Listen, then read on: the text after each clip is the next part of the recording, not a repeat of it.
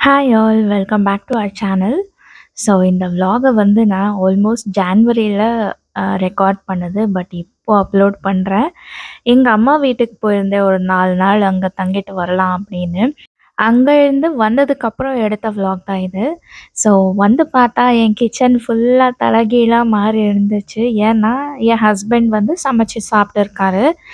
And நான் அந்த மாதிரி எங்கள் அம்மா வீட்டுக்கு போய் ஸ்டே பண்ணப்போ என் ஹஸ்பண்ட் வந்து அவ்வளோவா ஹோட்டலில் சாப்பிட்றதுக்கு பிடிக்காது. அவங்க ப்ரிஃபர் கூட பண்ண மாட்டாங்க. வீட்லேயே ஏதாவது சமைச்சு சாப்பிட்டுடுவாங்க. ஸோ ஆப்வியஸ்லி சமைக்கும்போது எல்லாமே கீழே கொட்டி இதெல்லாமே பண்ணியிருப்பாங்க. நான் நான் வர்றதுக்குள்ளே அவங்க க்ளீன் பண்ணிடுவாங்க. லைக் நாளைக்கு நான் வரேன்னா, இன்னைக்கு அவங்க எல்லாமே க்ளீன் பண்ணி வச்சுடுவாங்க. ஏன்னா, நான் வந்து க்ளீன் பண்ணணும்னு. பட் இந்த டைம் என்னாச்சுன்னா, அவங்களே ரொம்ப பிஸியா இருந்தாங்களா, ஸோ அதனால இதெல்லாமே க்ளீன் பண்ண முடியல. அதனால நான் வந்ததுமே க்ளீன் பண்ண ஸ்டார்ட் பண்ணிட்டேன். ஏன்னா, எனக்கு இந்த மாரி கிச்சன் இருந்தா சமைக்கிறதுக்கு இன்ட்ரெஸ்ட்டே வராது. அதனால நான் ஃபர்ஸ்ட்டு வந்து இந்த க்ளீனிங் எல்லாமே ஃபினிஷ் பண்ணிவிட்டு அதுக்கப்புறம் தான் சமைக்கிறதுக்கே ஸ்டார்ட் பண்ணேன். அம்மா வீட்ல இருந்து வந்தப்போ ஆப்வியஸ்லி நம்ம 4 நாள் அங்கே போயிட்டு நல்லா ரெஸ்ட் எடுத்துட்டு, அவங்களே நல்லா டைம் டு டைம் சமைச்சு குடுப்பாங்க. அத சாப்பிட்டுட்டு கொஞ்சம் சோம்பேறி ஆயிட்டு தான் வருவோம். பட் இங்க வந்ததுமே நம்மளே எல்லாமே வேலை செய்யணுன்னா கொஞ்சம் அட்ஜஸ்ட் பண்ணுறதுக்கு கொஞ்சம் டைம் எடுக்கும். பட் நான் வந்து எந்திரிச்சதே கொஞ்சம் லேட் ஆயிடுச்சு. அண்டு அந்த டைமில் வெளிச்சமே கிடையாது. ஸோ பகல்ல கூட லைட் போட்டுட்டு தான் இருக்கணும். அந்த மாரி இருந்துச்சு இந்த வெதர் இந்த இந்த தடவ. ஸோ அதனால தான் உங்களுக்கு நைட் ஃபீலா இருக்கும். பட் இதுக்கு வந்து காலையில தான் நான் வந்து இந்த vlog பண்ணது. அண்ட் ஸ்டவ் எல்லாமே க்ளீன் பண்ணிட்டு, அது கூடயே நான் வந்து இந்த கவுண்டர் டாப் கூட க்ளீன் பண்றேன். க்ளீன் பண்றதுக்கு நான் வந்து எதுவுமே யூஸ் பண்ண மாட்டேன். அப்பப்போ இந்த சோப் வந்து போட்டு, இந்த டிஷ் வாஷிங் லிக்விட் இருக்கும் இல்லையா? அதையே போட்டு நல்லா ஸ்க்ரப் பண்ணி தொடச்சிப்பேன்.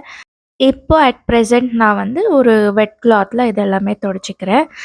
நான் எங்க அம்மா வீட்டுக்கு போற நாள் வந்து சப்பாத்தி எல்லாமே பண்ணியிருந்தேன். ஸோ அது எல்லாமே அப்படியே இருந்துச்சு. அந்த தவா, அந்த அ சப்பாத்தி பண்றோம்ல, அந்த வுடன் போர்டு அது எல்லாமே அப்படியே தான் இருந்துச்சு. அதெல்லாம் நான் க்ளீன் பண்ணிக்கிறேன் அப்படின்னு தான் சொல்லியிருந்தாங்க. பட் அவங்களால முடியலையாம். அதனால ஒண்ணுமே பண்ணல. ஸோ அதையும் க்ளீன் பண்ணி வைக்கணும் நான் இப்போ. அது எல்லாமே அப்படிதான் இருந்துச்சு. எனக்கு வந்து இந்த கவுண்டர் டாப் மேல கிளட்டர்டா இருந்தா புடிக்கவே புடிக்காது. ஏன்னா, எனக்கு இருக்கிறதே சின்ன ஸ்பேஸ் தான். அந்த ஸ்பேஸ்லயே நான் எல்லாமே பண்ணிக்கணும். சாப்பிங் இருக்கட்டும், மிக்ஸிங் இருக்கட்டும், எல்லாமே பண்ணிக்கணும். ஸோ, அத வந்து நான் கிளீன் பண்ணி கொஞ்சம் ஸ்பேஸ் காலி பண்ணி வச்சுட்டா, எனக்கு வந்து வேலை பார்க்கறதுக்கு ஈஸியா இருக்கும். அதனால நான் வந்து இதெல்லாமே கிளீன் பண்ணிட்டு, ஒரு வாட்டி இதெல்லாமே பெருக்கிட்டு, அதுக்கப்புறம் வேலைய ஸ்டார்ட் பண்ணலாம். நீங்களே பார்க்கலாம் எவ்ளோ குப்பை இருக்கு கீழன்னு. ஸோ இத எல்லாமே கிளீன் பண்ணிட்டு, நான் இப்போ பிரேக்ஃபாஸ்ட்டுக்கு ரெடி பண்ணிக்கிறேன். பிரேக்ஃபாஸ்ட்டுக்கு வந்து இன்னைக்கு லெமன் ரைஸ். லெமன் ரைஸ் நாங்க வந்து இங்க பெங்களூர்ல கொஞ்சம் டிஃப்ரெண்ட்டா பண்ணுவாங்க. வெங்காயம் எல்லாம் போட்டு.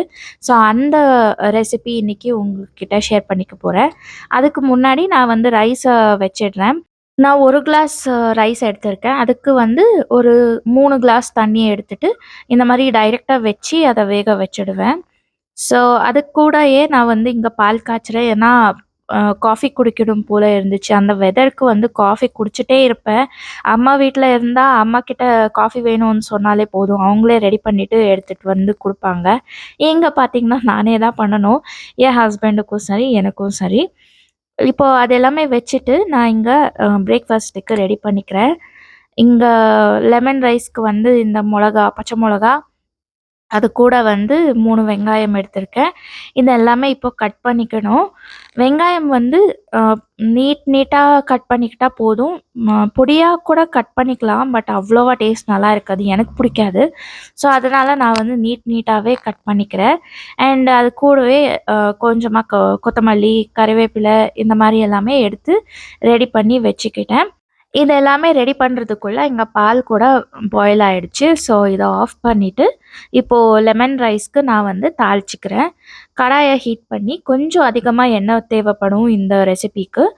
எண்ணெய் கொஞ்சம் சூடானதுக்கப்புறம் கடுகு, அதுக்கப்புறம் இந்த வேர்க்கடலைய போட்டு நல்லா ஃப்ரை பண்ணிக்கணும். அது கூடயே நான் வந்து உளுத்தம் பருப்பு, கொஞ்சமா கடலை பருப்பு 2மே சேர்த்து நல்லா ஃப்ரை பண்ணிக்கிறேன். கோல்டன் ப்ரவுன் ஆகுற வரைக்கும் ஃப்ரை பண்ணிக்கிட்டேன். இதுக்கு அடுத்ததா நான் வந்து கொஞ்சமா கருவேப்பில, அதுக்கு அடுத்து கொஞ்சமா கட் பண்ணி வச்ச பச்சை மொளகா, காரத்துக்கு எவ்வளோ வேணுமோ அவ்வளோ எடுத்துக்கலாம். இது எல்லாமே போட்டு நல்லா எண்ணெயில ஃப்ரை பண்ணிக்கிட்டேன்.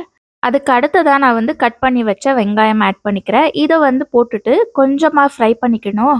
ஆல்மோஸ்ட் நம்ம அ ஒரு 50% வேகுற வரைக்கும் நம்ம இத வந்து ஃப்ரை பண்ணிக்கணும். இது கொஞ்சம் சீக்கிரமா வேகுறதுக்காக நான் கொஞ்சம் சால்ட் ஆட் பண்ணியிருக்கேன். நல்லா மிக்ஸ் பண்ணிட்டு கொஞ்சம் நேரம் மூடிய மூடிட்டு நம்ம வேக வைக்கணும்.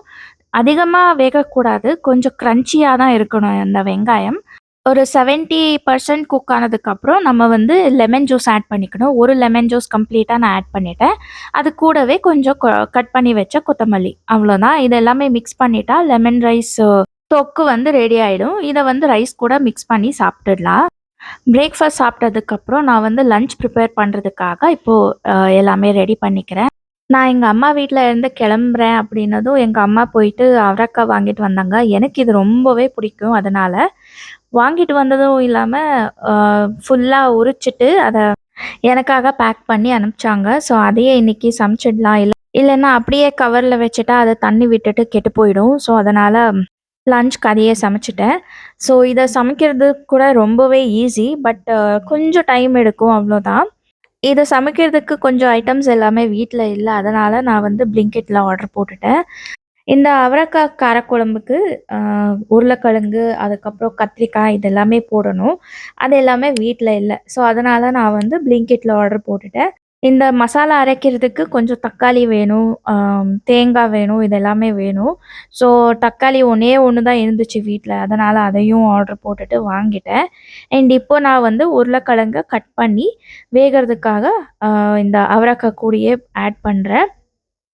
இத குக்கர்ல ஒரு விசில் கூட போட வைக்கலாம். பட் நான் வந்து இந்த மாரி டைரக்ட்டா ஓப்பனா வச்சு நான் வேக வைப்பேன்.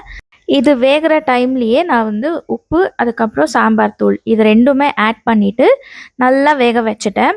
அது எல்லாமே பெர்ஃபெக்ட்டா குக் ஆனதுக்கப்புறம் கொஞ்சமா புளி தண்ணி கூட ஆட் பண்ணியிருக்கேன். புளி தண்ணி ஆட் பண்ணதுக்கப்புறம் நான் இந்த கத்திரிக்காய் இந்த மாரி கட் பண்ணி வச்சிருந்தேன்ல, அது எல்லாமே போட்டுட்டு வேக வச்சுக்கிறேன். இப்போ நான் மசாலா பேஸ்ட்டுக்கு இது எல்லா ஐட்டம்ஸும் ஆட் பண்ணிட்டு, மசாலா பேஸ்ட் ரெடி பண்ணிக்கிட்டேன். கொஞ்சமா இஞ்சி, கொஞ்சம் பூண்டு, தக்காளி, அதுக்கப்புறம் தேங்காய் இது எல்லாமே போட்டு மசாலா பேஸ்ட் அரைச்சுட்டு, அத வேகுறதுக்கு பச்சை வாசனை போற வரைக்கும் அத வந்து பாயில் பண்ணிக்கணும். இப்போ நான் வந்து இதுக்கு தாளிப்பு ரெடி பண்றேன். அ ஒண்ணும் இல்ல. கடுகு, அதுக்கப்புறம் கொஞ்சமா கருவேப்பில, அதுக்கப்புறம் கொஞ்சம் பெருங்காயம் அவ்வளோதான். இத எல்லாமே போட்டுட்டு இந்த தாளிச்சுட்டா அவ்வளோதான். அவரக்காய் குழம்பு ரெடி ஆயிடும். சூப்பரா இருக்கும். அண்ட் இந்த கோல்ட் வெதருக்கு இந்த டேஸ்ட் ரொம்பவே நல்லா இருக்கும். ஐ நோ இந்த ரெசிபி லேட்டா தான் போடுறேன். இந்த சீசன்ல நீங்க இந்த குழம்ப ட்ரை பண்ணி பார்க்கலாம். தேங்க்ஸ் ஃபார் வாட்சிங். பை.